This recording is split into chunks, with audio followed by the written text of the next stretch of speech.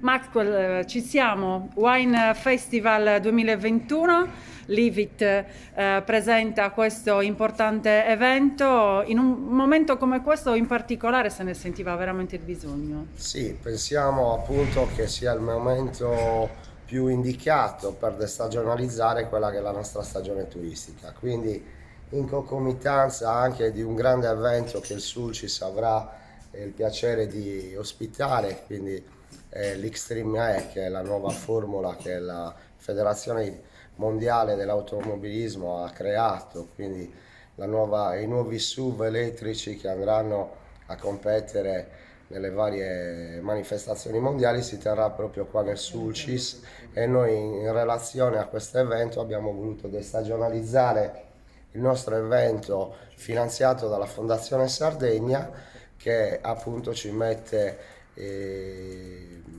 in condizione di poter promuovere le eccellenze presenti nel territorio, che non sono poche, quindi dal vino ai formaggi al nostro tonno rosso di eccellenza verranno rappresentate in questa kermesse che avrà luogo il 15 di ottobre presso i locali del Museo Etnografico e Archeologico Taniti di Sirai, Carbonia.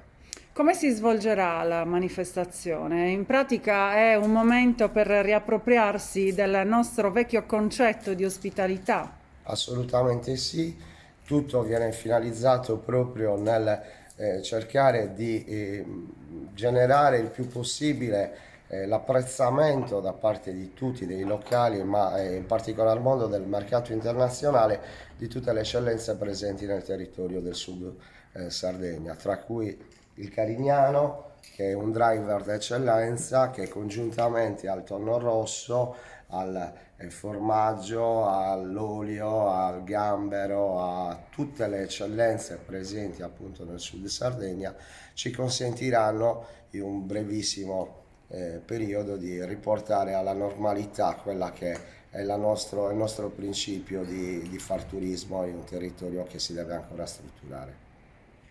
Ivo Palazzari, lo abbiamo detto, un importante evento che si svolgerà in quale modalità? Come saranno scaglionati i diversi momenti della manifestazione? Allora, l'idea è quella principalmente adesso di valorizzare, come diceva Maxwell, i prodotti del territorio. In questo caso il Carignano sarà il motivo dominante delle serate. Le serate avranno in abbinamento per le cene i prodotti del territorio con il Carignano delle principali cantine del territorio. Quindi possiamo elencarle, che sono Cantina di Sant'Adi, Cantina di Sardo Spater di Sant'Antioco, Cantina di Calasetta e Cantina Mesa di Sant'Anarregi.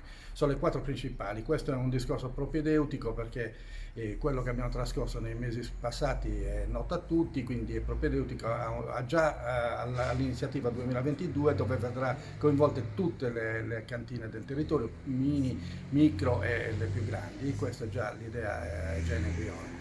E la degustazione avrà all'interno delle cene una scelta di vini, una carta specifica per l'evento, cioè ogni piatto avrà abbinato un vino delle quattro cantine, quindi nelle 3 giornate praticamente avranno la possibilità di assaggiare tutti i vini più importanti di queste cantine stesse.